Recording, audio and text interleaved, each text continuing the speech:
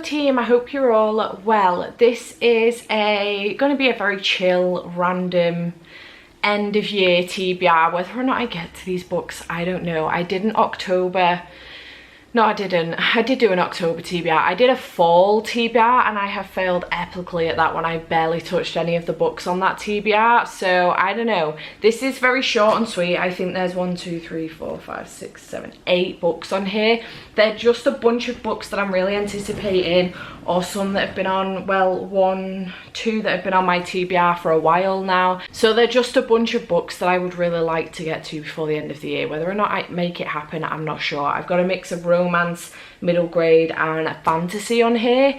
So without further ado, let's go through them. I'm not going to take ages over this, but the first one is The Hating Game by Sally Thorne. I've had this on my TBR for so long now and I haven't read it yet, but I've heard incredible things. I don't know why I keep putting it off, to be perfectly honest, but I would really like to start it, read it before the end of the year. So on the back it says Nemesis. Number 1, a long-standing rival, an arch enemy. Number 2, a person's undoing. Number 3, Joshua Templeman. Lucy Hutton, baker of cakes, charming assistant and professional nice girl, is waging war. She's got the whole office on her side except for tall, dark and charmless Joshua Templeman. He's been nothing but hostile since the moment they met, and now it feels like nothing matters as much as taking him down. Trapped together under the fluorescent lights, they become entrenched in an addictive rivalry. There's the staring game, the mirror game, the HR game. Lucy can't let Josh beat her at anything, especially when a huge promotion comes up for grabs.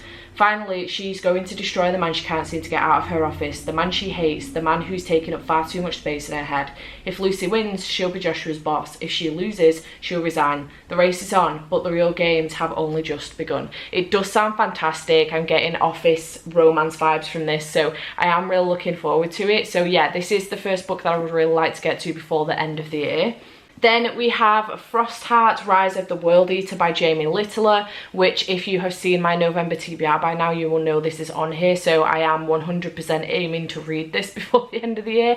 I'm aiming to read it in November. So I'm really looking forward to this one. This is the third and final book in the Frostheart series, in which we follow Ash, who is a young boy who was left behind when his parents went on a adventure exploring. They went exploring and they were meant to come back. They never did, and Ash would really like to try and find out what's happened to his parents. So he ends up on this boat called the Frostheart with this crew, and they just end up going on adventures. They have to fight these Leviathan monsters and stuff, and things are not as they seem, and it's just really, really good. The illustrations in here are fantastic. Jamie Littler does all his own illustrations and stuff, as well as writing the stories, and they're just, I really love this series so far. So I'm really looking forward to finishing this one off. This is the Waterstones edition with the really pretty stenciled edges. So yeah, really looking forward to finishing off Frostheart.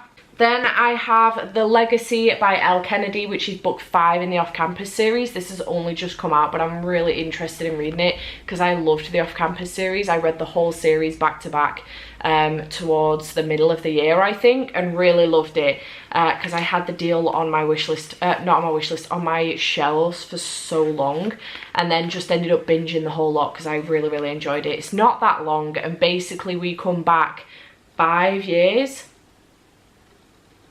years after the last story in this series. So it says 4 stories, 4 couples, 3 years of real life after graduation, a wedding, a proposal, an elopement and a surprise pregnancy. Can you guess which couple is which? Come for the drama, stay for the laughs, catch up with your favourite off-campus characters as they navigate the changes that come with growing up and discover that big decisions can have big consequences and big rewards. I'm really excited because I loved all of the characters in this series, so I'm really hyped that we get to see a little bit more of what happened after the romance came together and all of that lot. So I'm really looking forward to following these characters again in more of their stories. Then I have The Devil Makes 3 by Tori Bovolino. I've heard such good things about this one throughout spooky season, so I am really more intrigued to read this now. It is dark academia, and on the back it says the devil seeks his due from 2 unsuspecting students.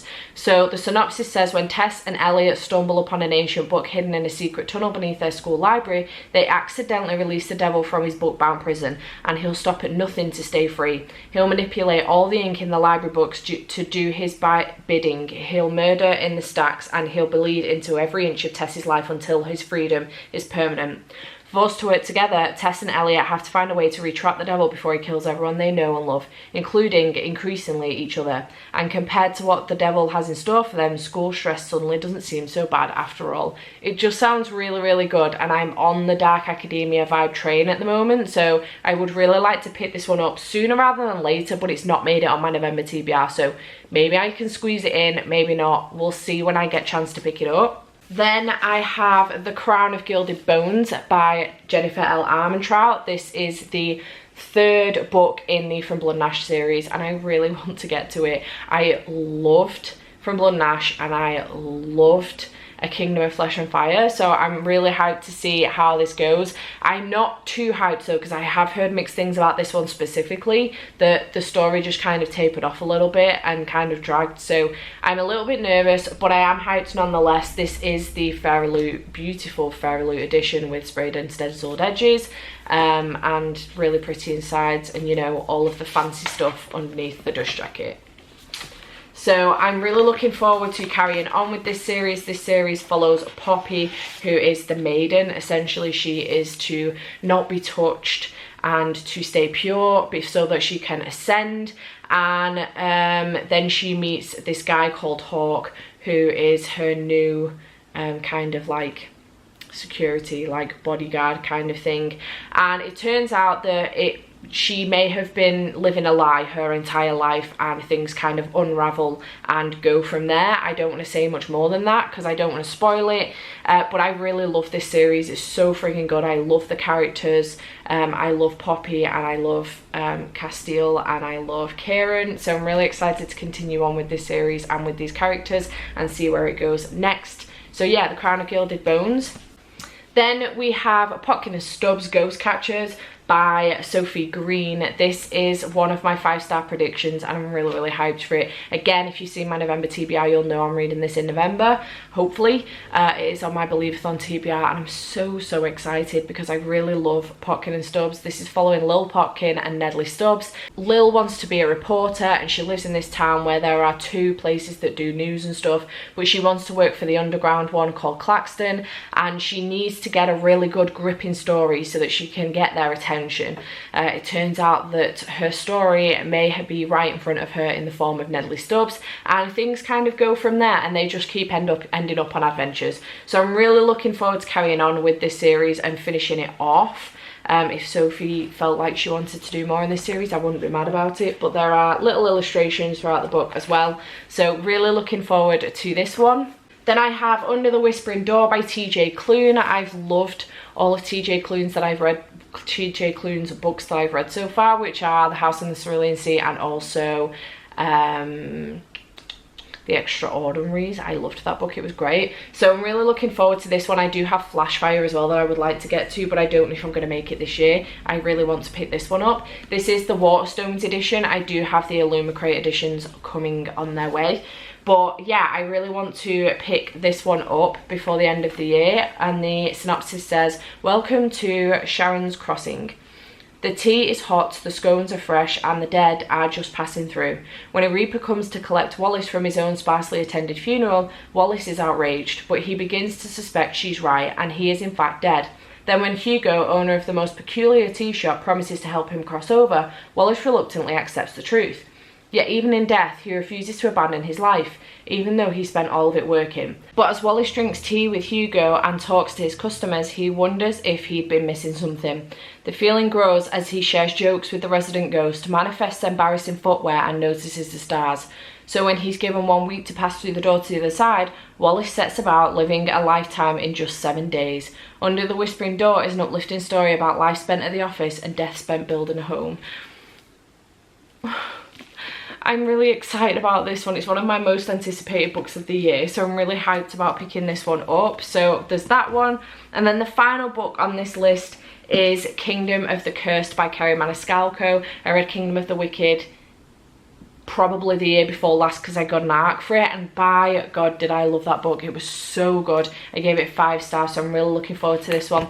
And this series follows Amelia, who is a twin, and her twin sister has gone missing. It turns out that her sister is dead, and she ends up accidentally summoning one of the princes of hell, Prince Wrath, and he is trying to help her. Well, they end up teaming up, trying to figure out what's happened to Amelia's sister.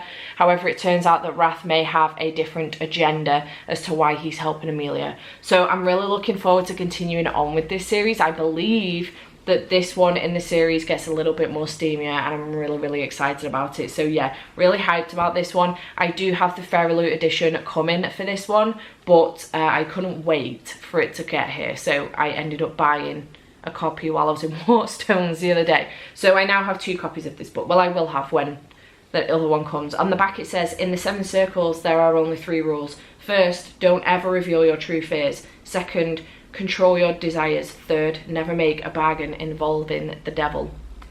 I'm really hyped. I don't want to read the inside of the thing, first of all, because I don't want to know. Second of all, because I don't want to spoil anything that happened in the first book for you guys. So yeah, that is my list of books that I would like to get through before the end of the year. And it does look a little bit like this, which I just don't know how I'm going to manage this. Part of me doesn't know why I've done this video. I am hoping I can get to all of these. I really want to.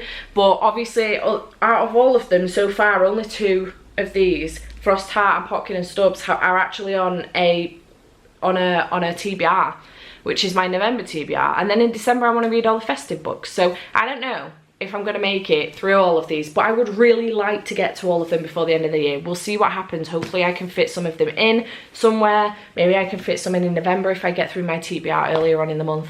We'll see what happens. But yeah, let me know in the comments down below if you've read any of these and what your thoughts were on them, or if you have any recommendations for me based off of these. I'm really interested to know what you have for me essentially, and I hope you have enjoyed this video, and I shall see you in the next one. Bye for now.